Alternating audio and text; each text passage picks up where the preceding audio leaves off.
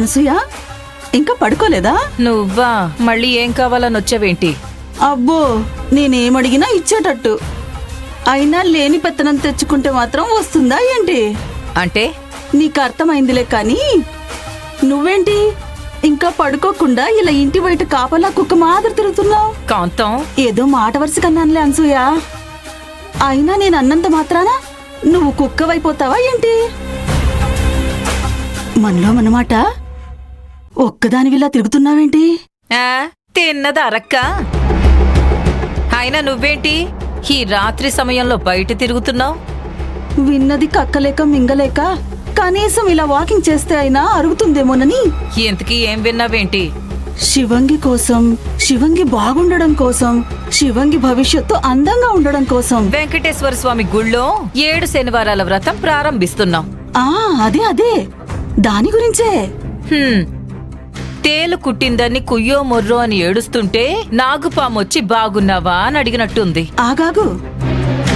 అయితే శివంగి గనక ఆ 7 శనివారాలు వెంకటేశ్వర స్వామి పూజ చేస్తే నువ్వు, నీ కూతురు రాజీ ఇక బయటికి పోవాల్సిందే అన్నమాట.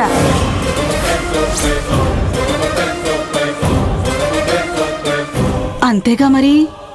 శివంగికి అదృష్టం కలిసొస్తే మిమ్మల్ని దురదృష్టం కావలించుకుంటుంది.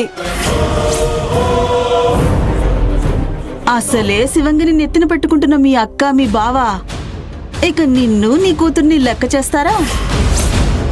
శివంగి హవా మొదలైందంటే ఇక నువ్వు, నీ కూతురు గోవా బీచ్ లో గవ్వలెత్తుకుంటూ బతకాల్సిందే. కాంతం, మాటే భరించలేని దానివి రేపు అదే నిజమైతే? లేదు, నా కూతురు విషయంలో అలా జరగడానికి వీల్లేదు. అలా అయితే రేపు ఆ 7 శనివారాల వ్రతం మొదలు కాకూడదు. అదాపడం కష్టం. ఆ వ్రతం మొదలు కావాలంటే శివంగి కూడా గుడికి వెళ్ళాలి కదా. అది వెళ్ళకపోతే ఎలా? అదే వెళ్ళకపోతే వెళ్ళకపోతే అదే ఎలా? ఎంతసేపు అసూయ పడితే సరిపోదు కాంతం. అబ్బా, పూర్తిగా విను. అసూయ మాత్రమే ఉంటే సరిపోదు. ఇలాంటి సమయాల్లో అపాయం లేని ఉపాయం ఆలోచించి శివంగి గుడికి వెళ్లకుండా ఆపాలి.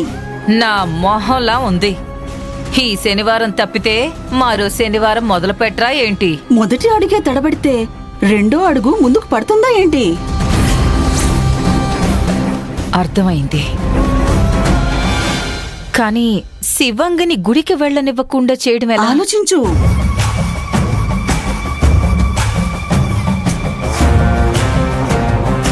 వస్త్రదానం చేసిన చేత్తో అన్నదానం చెయ్యరా అన్నట్టు సలహా ఇచ్చిందానివి ఉపాయం కూడా నువ్వే చెప్పు. చివరికి ఇలా మెలిక పెట్టావా? సరే, ఒక పని చెయ్యి. ఏంటి?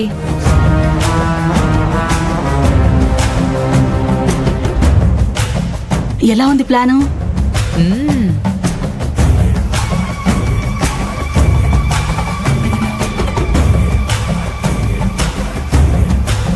శివంగి, గుడికెళ్తావా? గుడికి శ్రీ మహావిష్ణువుని మీట్ అవ్వాలంటే ద్వారపాలకుల పర్మిషన్ ఉండాలన్నట్టు నువ్వు రేపు ఇంట్లో నుంచి అడుగు బయటకు పెట్టాలంటే ఈ అసూయ, చిచిచి, ఈ అనసూయ అనే టోల్ గేట్ ని దాటి వెళ్ళాలి.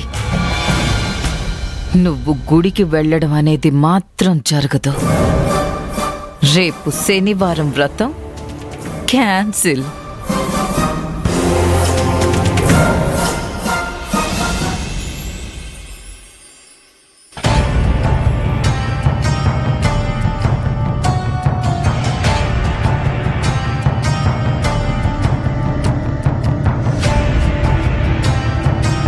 ఓం నమ శివాయ. అయ్యో, పొయ్యి మీద పాలు పెట్టిన విషయమే మర్చిపోయాను. అనసూయ, అనసూయ, ఒసేయ్ అనసూయ, నిన్నేనే. అక్క, పొయ్యి మీద పాలగినుంది, వచ్చి కాస్త చూడు. అర్జెంటు పని మీద ఉన్నప్పుడే ఆటంకాలన్నీ వస్తున్నట్టు పాలు చూడాలంట. పాలు. అనసూయ, చూస్తానక్క. ఈ కాంతం ఏమై చచ్చింది? ఇంకా వచ్చి చావుదే. అవతల వాళ్ళు గుడికి వెళ్ళడానికి రెడీ అయిపోతున్నారు. కాంతం ఒకటి వచ్చి చావలేదు. అసూయ, బావగారు, ఏంటి నీలో నువ్వేదో మాట్లాడుకుంటున్నావు? అదా రామకోటి అనుకుంటున్నాను. రామకోటే? రామకోటి రాస్తారని విన్నాను కానీ. మా అమ్మ అంతే, రాసుకోవాల్సింది అనుకుంటుంది, అనుకోవాల్సింది రాసుకుంటుంది. నాకు శత్రువులు ఎక్కడో లేరే.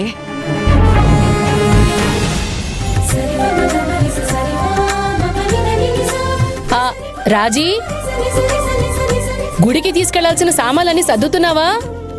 సర్దుతాను. గుళ్ళో పూజ చేయించేదేమో నీ కూతురు శివంగితో, పళ్ళేమో నా చేతి చేయిస్తావు. సరిపోయింది. అమ్మో పెదనాన్న, ఏం మాట్లాడుతున్నావు?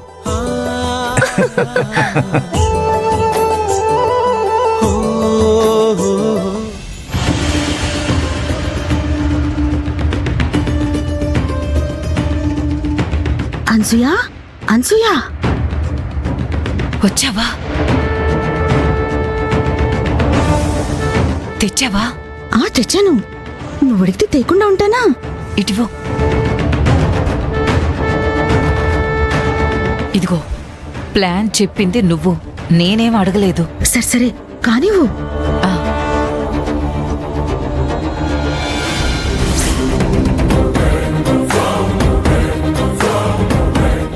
కొంప తీసి కాంతం ఈ పొట్లో నాకు ఇస్తుండగా చూసేసిందా? ఏంటక్కా, పాలు నేను చూస్తున్నాను కదా. సరిపోయింది. నేనొచ్చింది పాల కోసం కాదు, ఆ పళ్ళ కోసం. ఓ పళ్ళా? ఇదిగో తీసుకో అక్క. సరిపోయింది.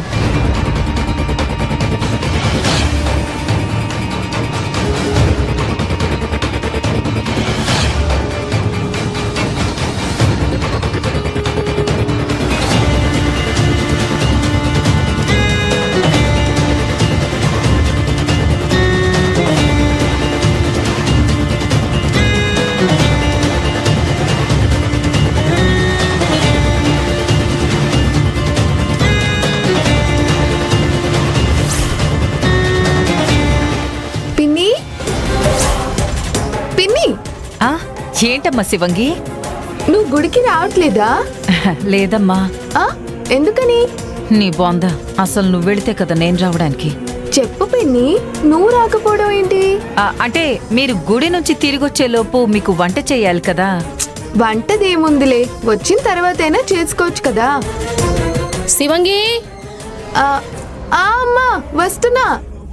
నువ్వు వెళ్ళి శివంగి, నేను తీసుకొస్తాను. అన్నీ నువ్వు ఎలా తెస్తావు పిన్ని? నేను తెస్తాను కదా, నువ్వు వెళ్ళు. వెళ్ళు.